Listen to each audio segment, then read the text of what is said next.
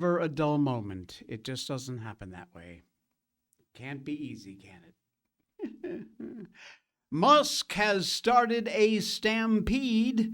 Russian spies used Americans' routers to intercept our data. Oh, yeah. Could even be you. That's how deep it went.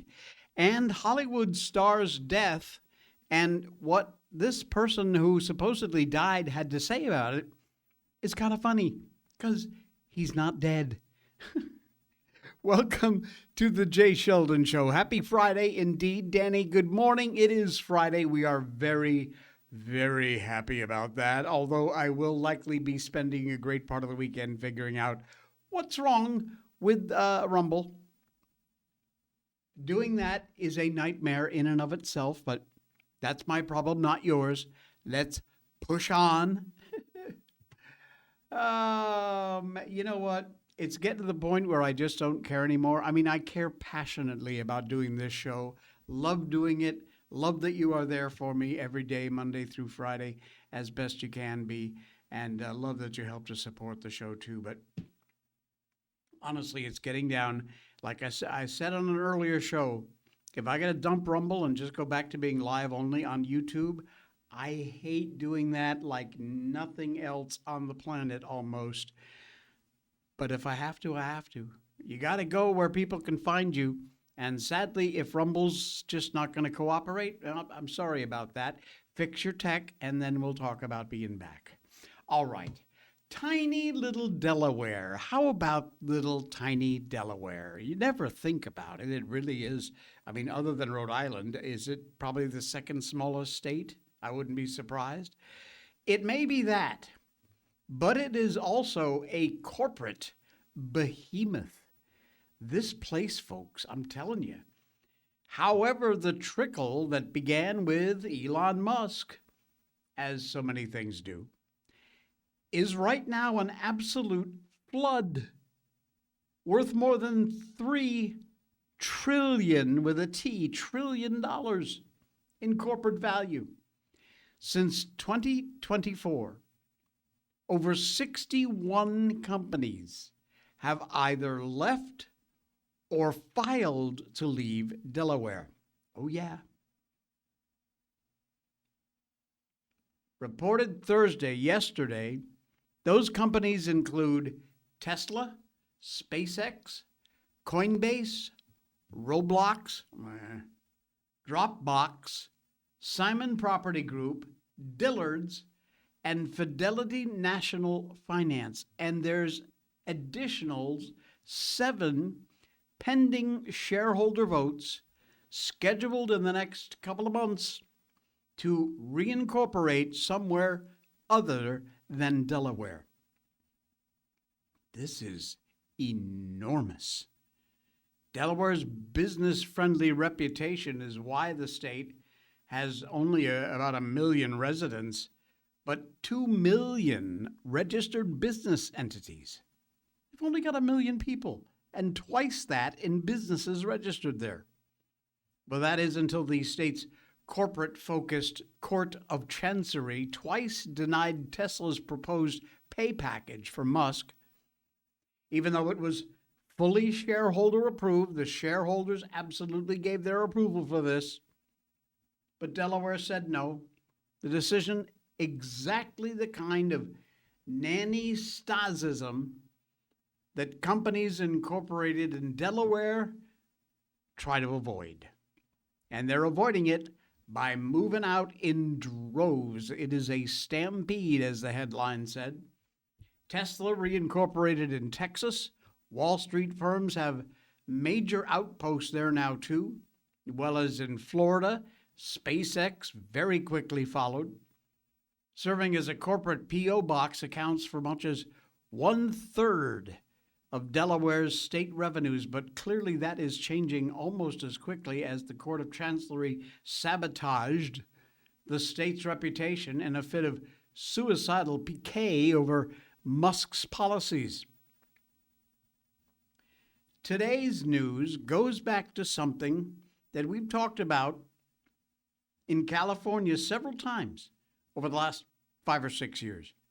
The big tech firms that dominate Silicon Valley and whose profits, income taxes, all keep Sacramento afloat, they likely are not going anywhere. I'm talking about the really big boys like Alphabet, Google's parent, Meta, Facebook, Apple. Steve Jobs didn't devote a whole lot of effort while he was dying to get the company's $5 billion spaceship headquarters designed and approved, just to have Tim Cook hang a "for rent" on the sign on the front door. But their Bay Area footprints have not grown very much. All three firms expanded out of state in very big ways. Meta alone plans hundreds of billions of dollars worth of new U.S. infrastructure by 2028, just 2 years from now, mostly in other states: Texas, New Mexico, Indiana, South Carolina, pretty much anywhere except business-hostile California. Tell you something? Of course. While these massive headquarters are going to be staying likely exactly where they are, the problem California Democrats have yet to recognize, at least publicly, is where the next big Apple or Facebook or Google is going to pop up. Likely it ain't going to be California. Tech firms almost always go from too big to fail to too big to innovate. Almost a sure thing the next generation of startups, the ones that turn today's giants into tomorrow's also-rans, they're more than likely going to launch in Texas or North Carolina or, well, you get it, any place other than California. But that's in the medium to long term. What is amazing about Delaware's bad luck is just how quickly things began to unravel. And they did, fast. It's been more than a century since Delaware became the favorite place for businesses located anywhere to incorporate. They simply incorporate in Delaware. They may or may not have an office there. And that's thanks to the expert Chancery Court judges, predictable corporate legal precedents, light regulatory touch. The first state quickly became the legal home for most Fortune 500 companies. No factories, no fancy headquarters, basically just a P.O. box. California's growth stalled about a decade ago, and unless the business climate there improves, the Bay Area is going to slowly get nibbled to death by out-of-state startups. It's already happening. To quote or misquote Dr. Ian McMalcolm, capital finds a way. But as Elon Musk would more than likely tell you, he probably did, if you follow him on X, it is a hell of a lot easier to move a corporate post office box than it is to relocate a billion-dollar headquarters. And apparently, Delaware has completely forgotten that. And so, the exodus begins. Enjoy it, Delaware. You did it to yourselves. Morons! Have you heard of these robocall bomb threats? Manischewitz. Why are certain school districts suddenly getting hit with these robocall bomb threats? Look, bomb threats are no joke. They really aren't. Some people may think they're just fun to pull off, make somebody's day miserable, but what you got to understand is that the consequences that come from a bomb threat are huge. And you likely don't know about exactly what goes on behind the scenes. Not only does this kind of a threat make somebody doubt their safety in a place they've likely become very comfortable with, but it also takes hours of time from the police. They've got to investigate it. All that time easily spent on the streets, solving other crimes, apprehending suspects, doing much more dangerous things than mucking around with some idiot who made a fake bomb threat. What really hurts is when somebody calls these bomb threats into a school. These are the least deserving places for these kind of threats, honestly. But this week, we've seen not one, but two different school districts get hit with these kind of threats. According to this report, Massachusetts and New Hampshire were hit with what's called robocall bomb threats. And that means there's no person on the other end of the line. There's a bomb in the school. Rather, what it is a pre-recorded message. Usually those are the kind of things that are used by scammers, illegal marketers. They're very easy to spot from a mile away. But now some sickos are managing to use them to do bomb threats. Because of this, these districts put on high alert starting Tuesday evening of this week. The Nashua Bicentennial Elementary School and Maine Dunstable Elementary School both got hit with these kind of robo-threats. Other schools affected Wednesday as well: Pelham, Litchfield, Hudson in New Hampshire, along with Tyngsboro in Massachusetts. Authorities checked into those threats, found they were not credible, so the schools were operating as normal as of today. But that said, there were certainly a lot of shaken up IA people just by the idea of this kind of a threat. One parent noted, "It's horrifying.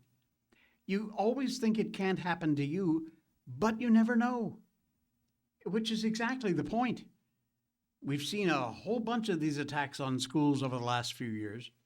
Got to the point where even the most remote threat has got to be taken seriously. Heartbreaking as that sounds, it's true. You've got to take care of our children. Hopefully you are a responsible parent who cares enough. Now, that said, the police, huge tip of the hat from this guy. They've done a fantastic job dealing with this.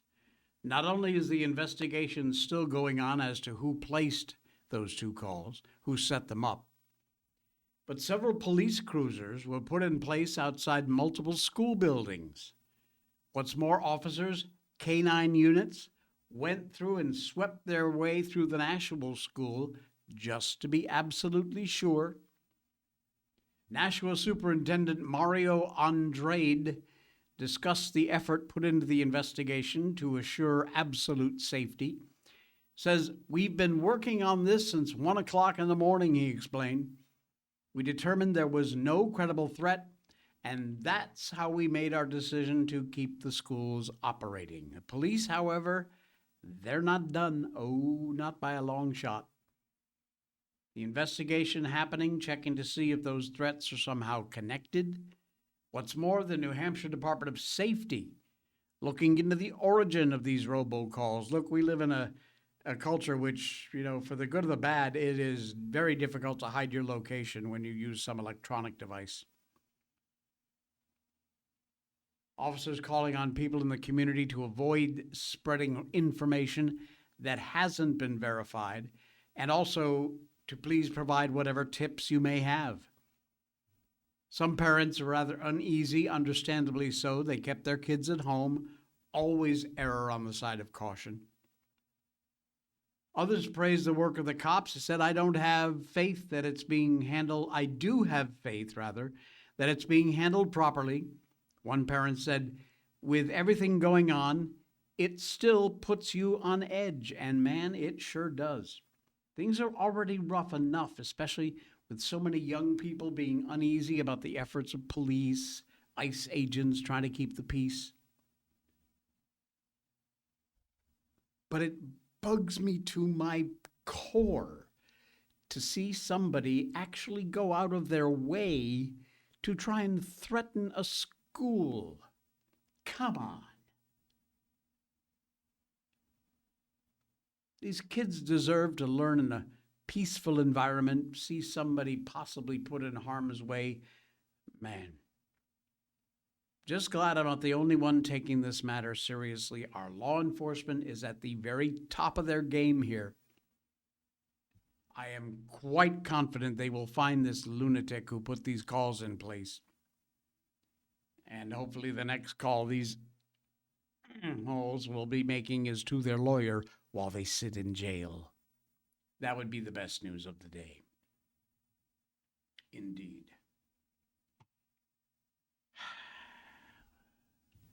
Russian spies could be in your house. This is a weird one. Danny, I kiss my kids every day, praying for the best.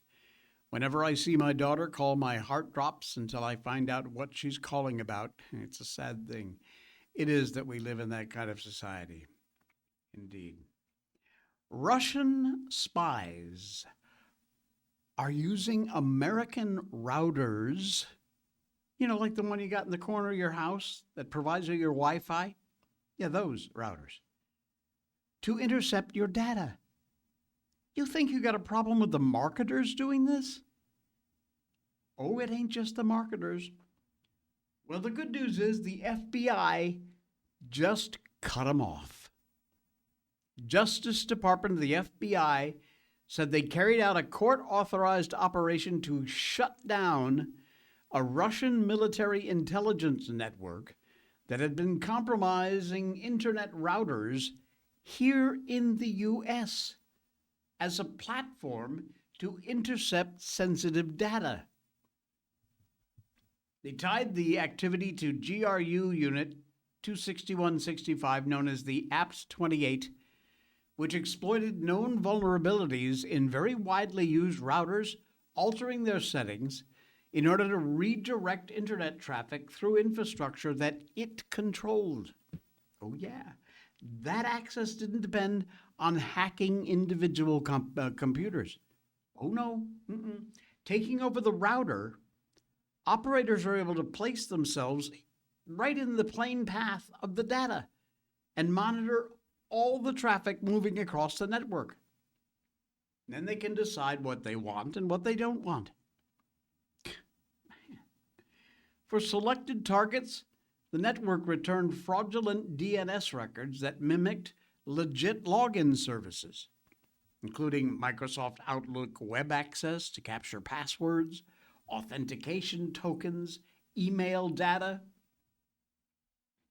The FBI officials said the scale of this forced an absolute direct response, because of the size of this whole problem. Take a listen. I'm Brett Leatherman, head of the FBI Cyber Division. Today, the FBI and DOJ, along with international partners, are announcing Operation Masquerade, a worldwide effort to disrupt Russian GRU infrastructure used to steal government and military information and to target critical infrastructure. Since at least 2024, cyber actors linked to Russian military intelligence have conducted a DNS hijacking campaign. These actors compromised routers and redirected traffic from connected devices, including phones and laptops, to GRU-controlled infrastructure. The GRU compromised a vast number of household routers in the U.S. and around the world, as well as those used by small and medium-sized businesses, to access high-value intelligence targets. Given the scale of this campaign, we needed to act. Our cyber mission, along with the National Cyber Strategy, calls for bold action to shape adversary behavior and defend critical networks. So the FBI developed and executed a court-authorized technical operation to harden compromised routers across the United States. FBI commands reverted manipulated DNS settings, collected evidence, cut off GRU access to compromised U.S. devices, and prevented re-exploitation, safeguarding Americans from further victimization. You know what I noticed? Does this guy need a new razor? And is that like a common thing with these FBI agents? Look at that. Look here. You see that? That's not an attempt to grow a beard. You need a new razor, pal. Okay, this is a serious subject. I'm just goofing around. Cyber actors were linked to Russian intelligence, Russian military intelligence.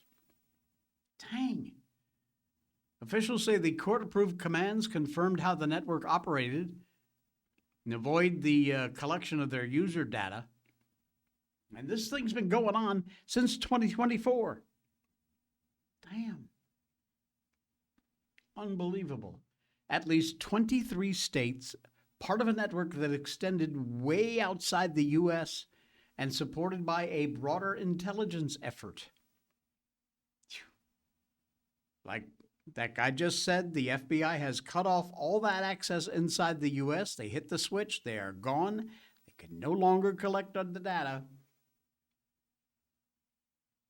Remove the pathway for the GRU relied on to move traffic through those compromised router, and any router left unpatched still can be used in that way. Dangerous stuff, my friends.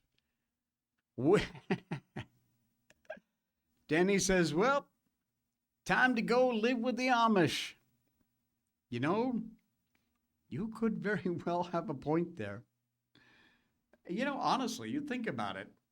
The way the Amish live, for some reason, there's been shorties that show up on my X feed and my Facebook feed that have shown Amish people and how they store things in like root cellars and things like that. It's amazing. Months and months and months worth of storage dug out of a root cellar. No electricity, no air con, no nothing. Just stored in a root cellar. The Amish are an amazing group. They really are. All right. Trump. Yep, here we go.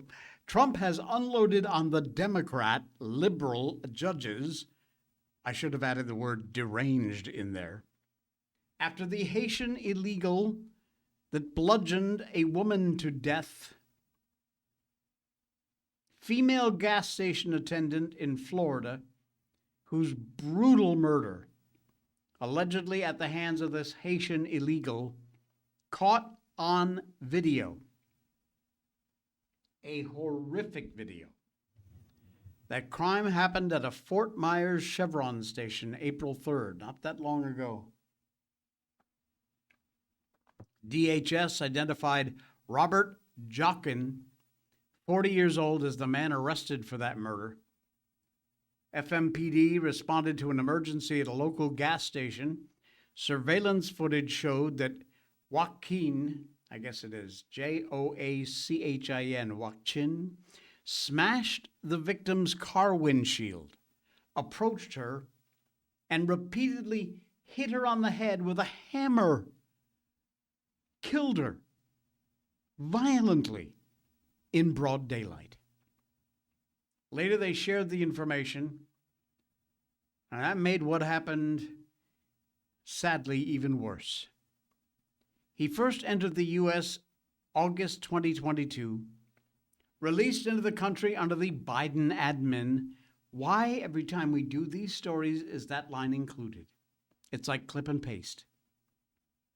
A federal judge ordered the final removal against him in 2022, but the Biden administration granted him temporary protected status, which expired in 2024.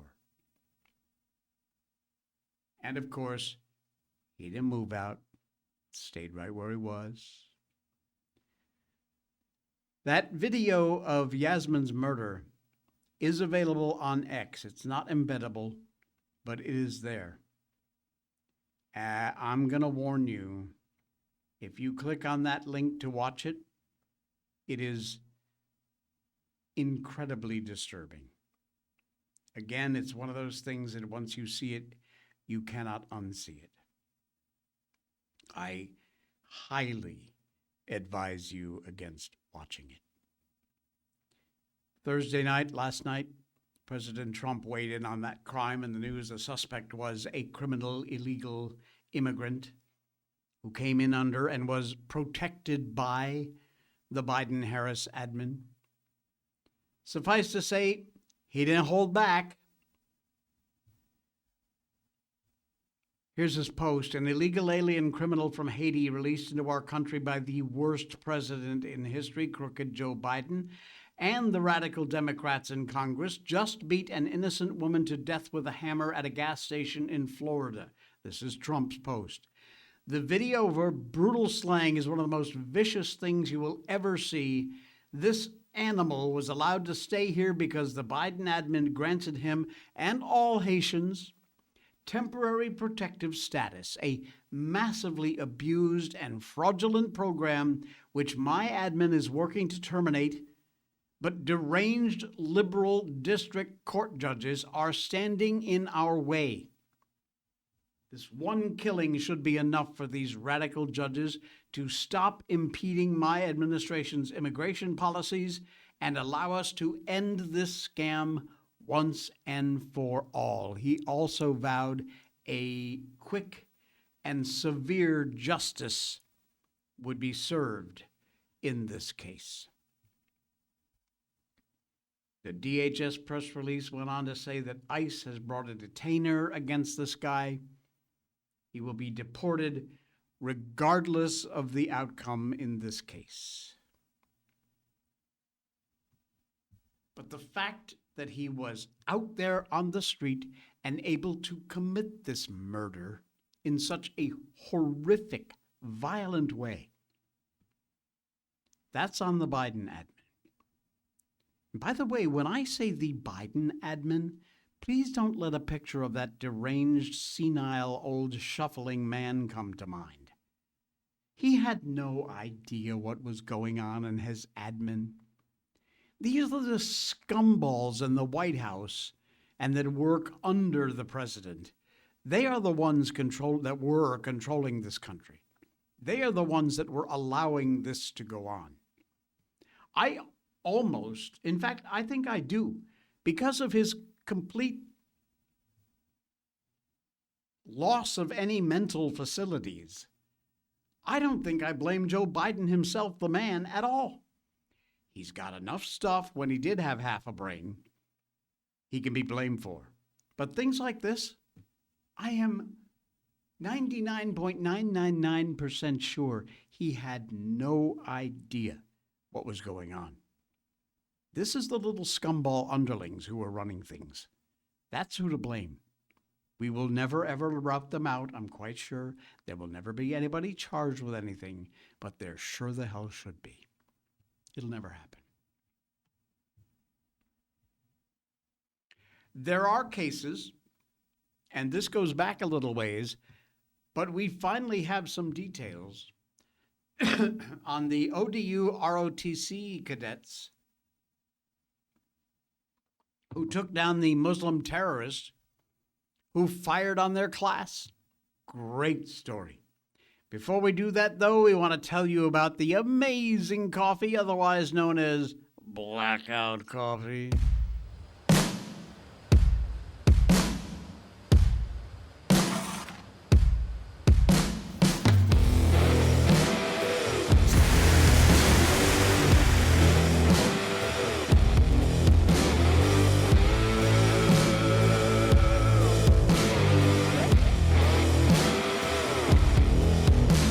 Oh, yeah.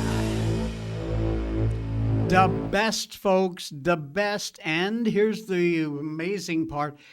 It is all done in-house. They source premium specialty grade green coffee beans, which are graded at 80 points or above on a 100-point scale.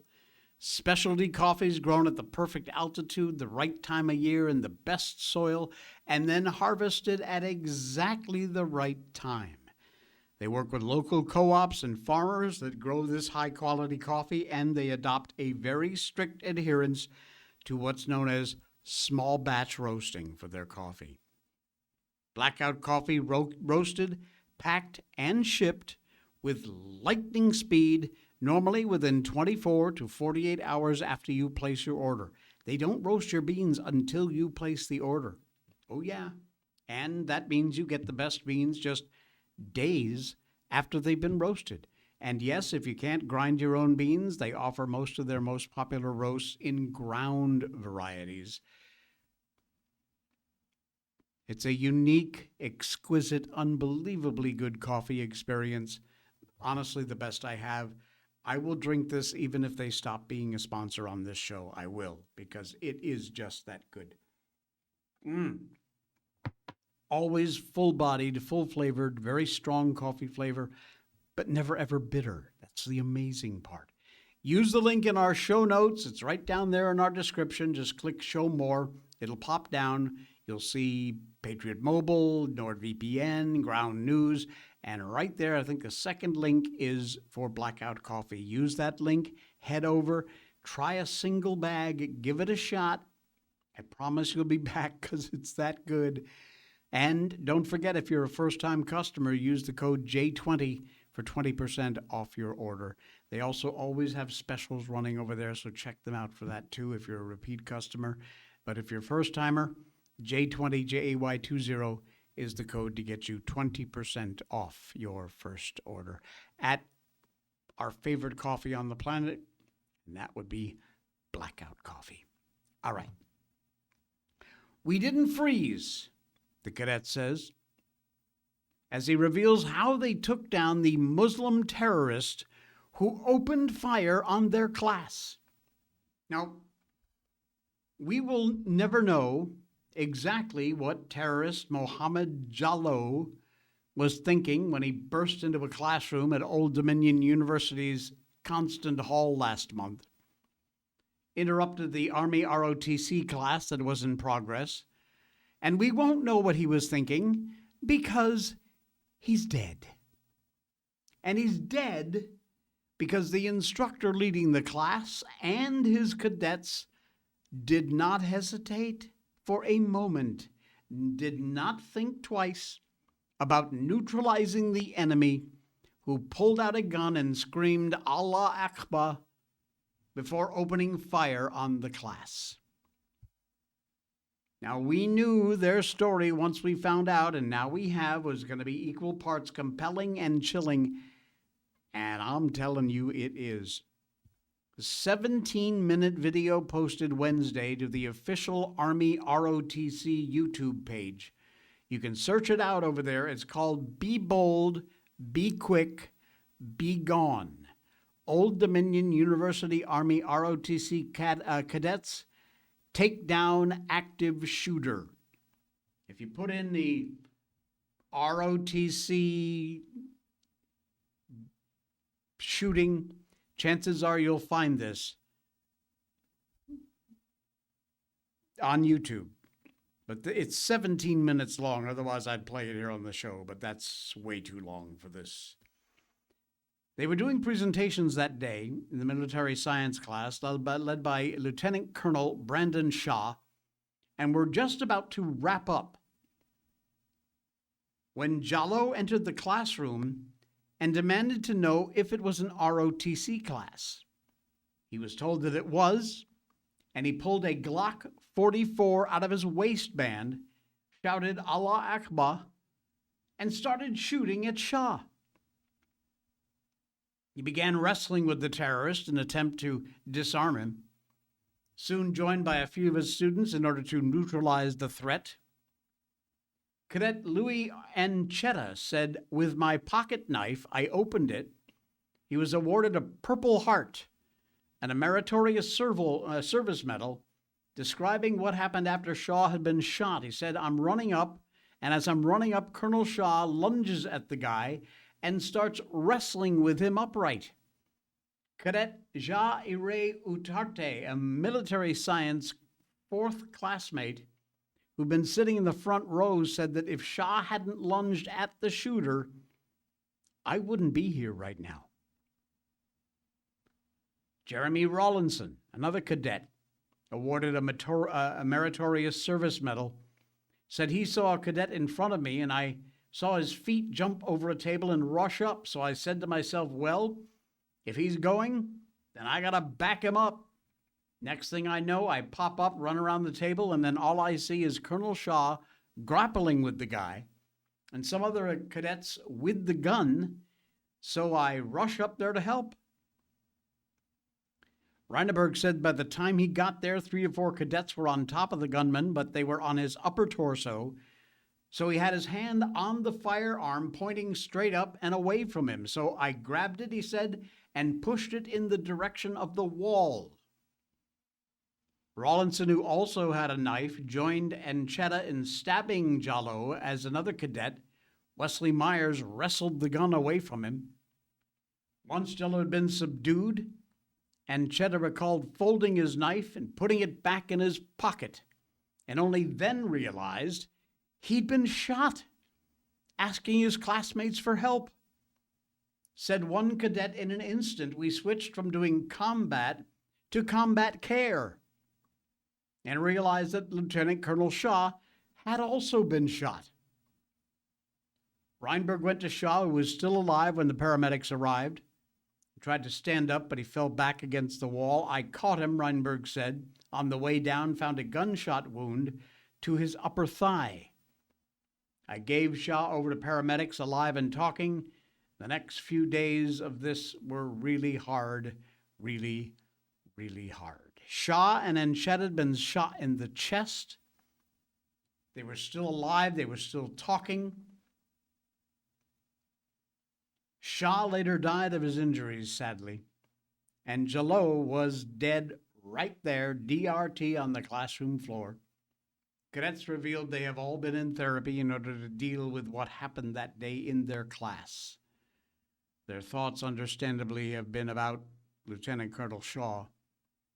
He is a hero. He lunged at him, he wrestled him, he tried to save us. Now, in the aftermath of this terrorist attack at ODU, questions arose about how Jalloh, who'd previously been convicted on federal charges of providing material support to ISIS, was allowed to enroll there without university administrators knowing about this knucklehead's past. The answer? Quite simple. You ready? Virginia Democrats passed a bill in 2022 that prohibited Virginia's public colleges from asking about an applicant's criminal history. Yeah, by law, thank you, Virginia, you're not allowed to ask. Lieutenant Colonel Brandon Shaw gave his life to save those cadets. Those cadets honored his example by refusing to freeze when evil walked into their classroom. He was given a 21-gun salute during a ceremony held last week on the campus of ODU to honor his memory.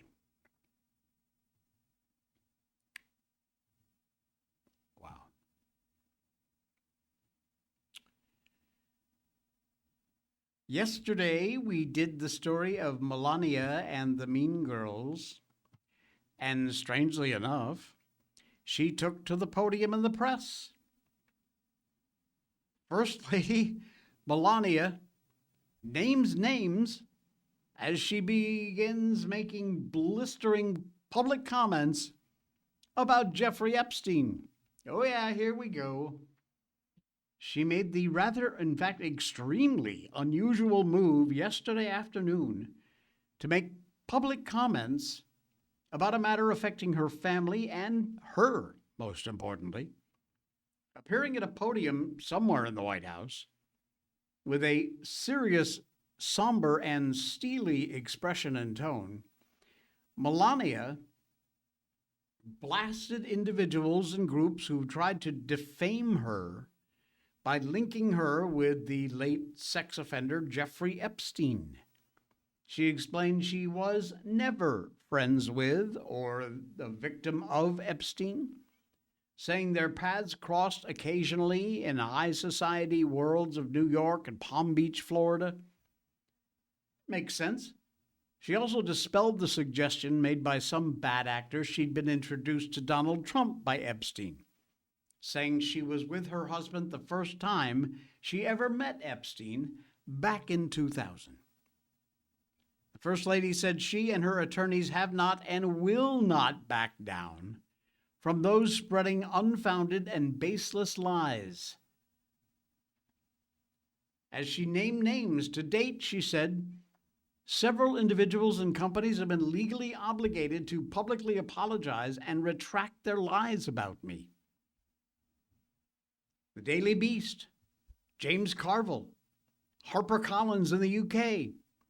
She also called on Congress, like this is going to happen, but man, what a good idea, to hold public hearings so that Epstein's victims can go on record with their sworn testimony. Quoting, "Then and only then will we have the truth."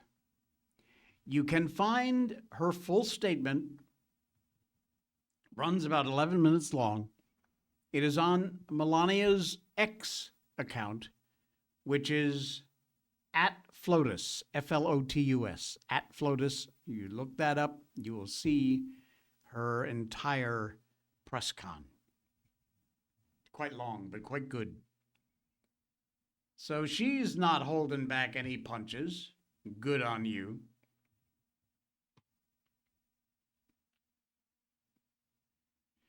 You ready for a little clown world propaganda? Or should we save this for one? Nah, we'll do it now.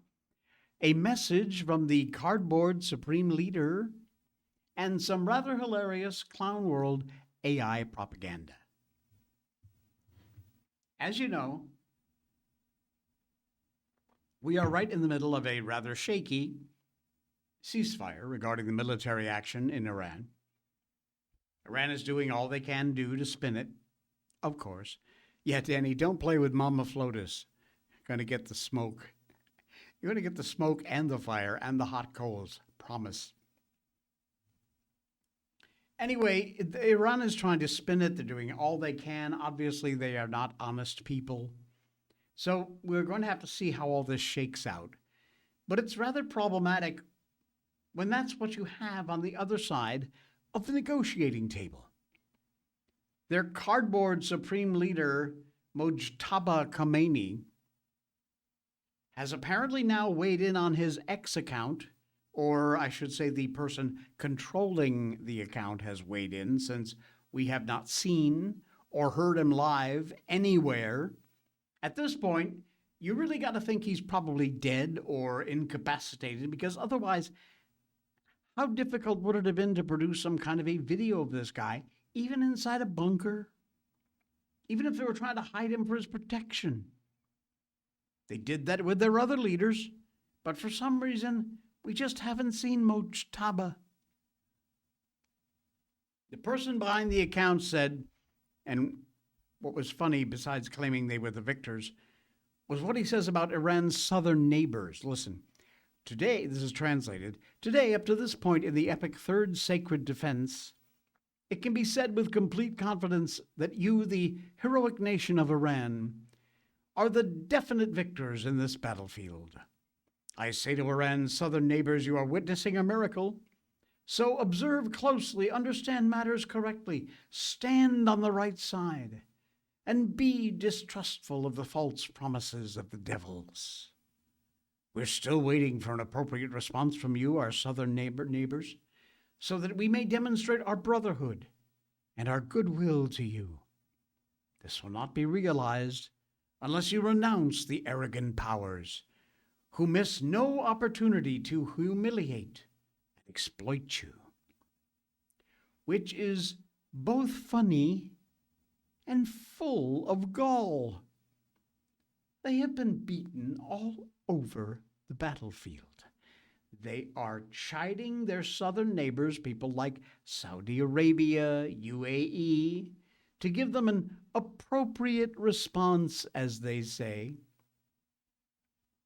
so they can demonstrate their goodwill. As you know, Iranians, they're just full of goodwill.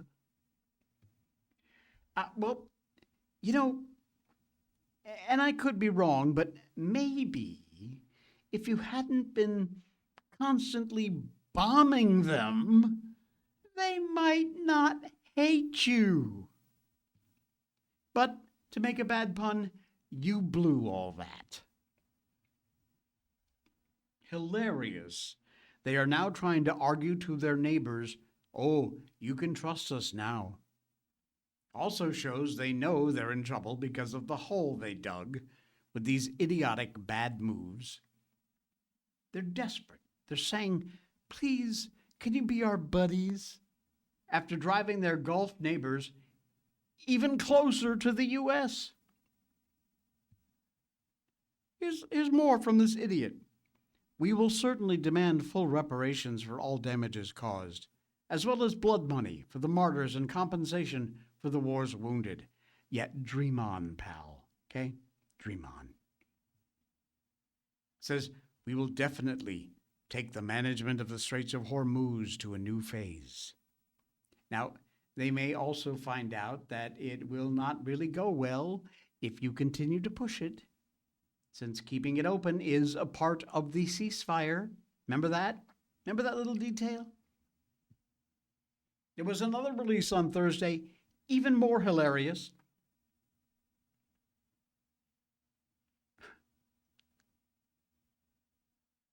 Their AI version, apparently, of the American officer being rescued from Iran.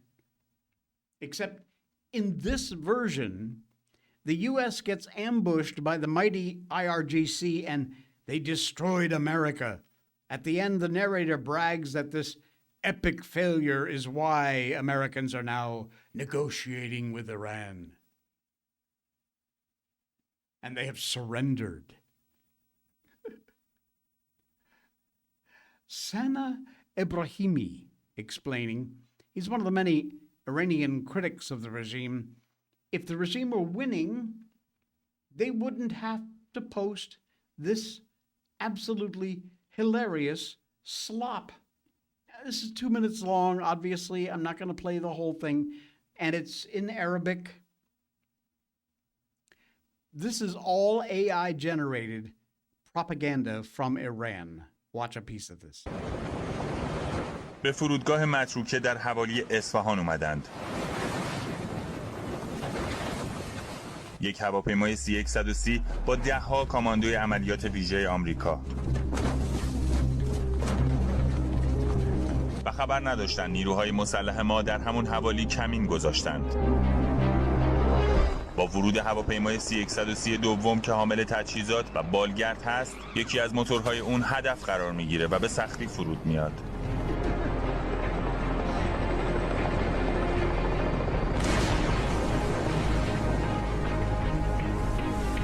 بر اساس اعلام یک منبع ارشد امنیتی، بعد از خروج نیروها و ادوات آمریکایی از هواپیماها، نیروهای ما در کمین اونها را زیر آتش گلوله میگیرند.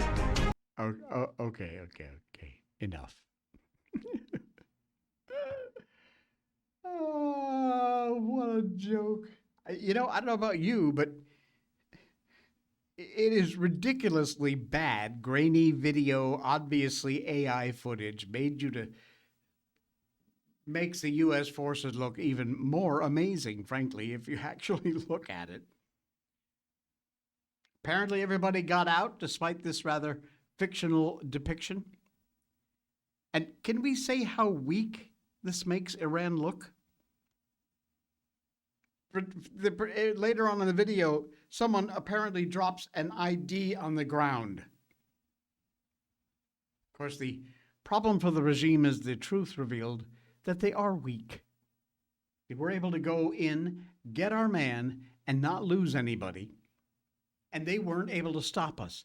By the way, I've heard the rumor, I couldn't find the story, that among the amazing, we've never heard of this crap before, tech we used, is something apparently from the CIA, no surprise there, that can detect a heartbeat from hundreds of kilometers away and identify someone from their heartbeat. Yeah. It is rumored that we used that tech to find the pilot. Some sort of listening device they have, uber high tech, that can not only detect a human heartbeat, but we all have slightly different rhythms in our hearts. And apparently we were able to identify this one heartbeat as the pilot guy, which is one of the things that pointed us in the direction of where he was. This is nuts.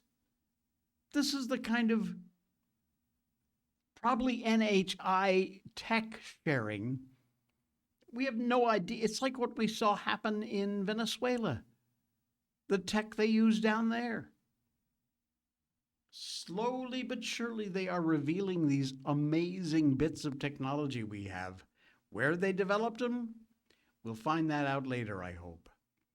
Danny says this whole thing is frustrating. Iran and Israel, both untrustworthy. Boom. Mic drop. Exactly.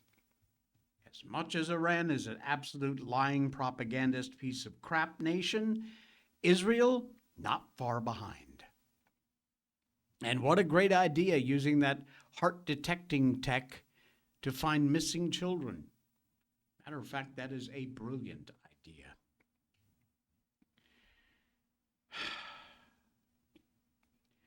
Well, sadly, I have to bring you some very bad news. Apparently, according to a major news outlet, Michael J. Fox has passed away.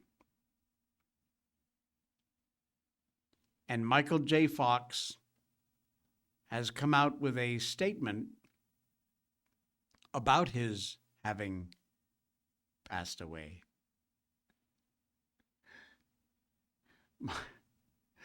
Michael J. Fox speaks out after a CNN sparked a death scare by releasing a video called Remembering the Life of Actor Michael J. Fox. Now, the network says it was an error.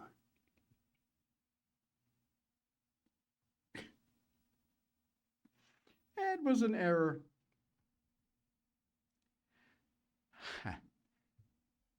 Here's what Michael J. Fox said about his death.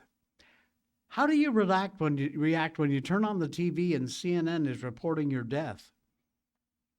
Do you A, switch to MSNBC or whatever they're calling themselves these days? B, pour scalding hot water on your lap and if it hurts, you're okay? Or C, call your wife, hopefully she's concerned but reassuring. Oh, there's more. D, relax. They do this once every year. And E, ask yourself, what the F? I thought the world was ending, but apparently it's just me and I'm okay. Love, Mike. Not only is Michael J. Fox still breathing, but he'd appeared the night before at the Paley Fest in L.A. for a panel about the Apple Plus show Shrinking, in which he co-starred as a living person in season 3. Despite the challenges and what for him had to be a very creepy report, Fox still maintains his humor. He posted to social media platforms, making fun of it. CNN, of course, tried to wipe the egg off their face. That ain't working. Spokesman said, the package was published in error. We removed it from our platform and sent our apologies to Mr. Michael J. Fox and his family. You remember Mark Twain, 1897? Quote, the report of my death was an exaggeration. End quote. I love Mark Twain. Anyway, Michael J. Fox is still well alive. By the way, I grew up in the northwest corner of Connecticut in a town called Cornwall. Absolutely, at the time, an absolutely amazing town. The face of that town has changed quite a bit, not necessarily always for the better. But when I was growing up there, Michael J. Fox and his family lived in Cornwall, along with a huge number of other celebrities whom I bring up occasionally when some story like this one happens. But yes, indeed, Michael J. Fox had had a house there, which he would vacation or hide away in. One of the things about Cornwall is that you can be somebody like I've mentioned before, Whoopi Goldberg. I know, but she had a house there. Michael J. Fox, Tom Brokaw lived in Cornwall. But we Cornwallians, if that's what you want to call us, really are not, we don't act like fanboys and fangirls. You know, I mean, like I told you the story. I ran into Whoopi Goldberg in the liquor store, tiny little liquor store in West Cornwall. It was, I didn't go, oh my God, it's Whoopi Goldberg. Can I have your autograph? It's so good to see you. No. I just, yeah, that's her. Cool. And then went on with my business. And that's how we are in Cornwall. We're just country folk, not simple country folk. You notice I didn't say that. In fact, some of us are very sophisticated. But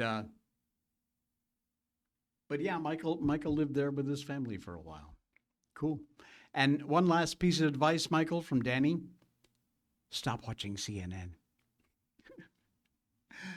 Guess what? It's Friday. We're done. We're out of here. We're cooked. Thank you so much for an amazing week. Really appreciate it. Look, if you want to keep this show free and keep it going and help to support us, we know many of you do in a lot of ways, especially through Blackout Coffee and Patriot Mobile and Ground News. Blackout Coffee is one of our biggest supporters. We really appreciate you doing business with them. Also, we provided you a way, if you want, no requirements, but if you'd like, if you can afford it, to directly contribute to the show, and that is through our PayPal account. It is in the top of our show notes where it says description, show notes. Just click show more. That'll stretch down. You'll see a PayPal link there. That's a legit PayPal, which you can make a small donation.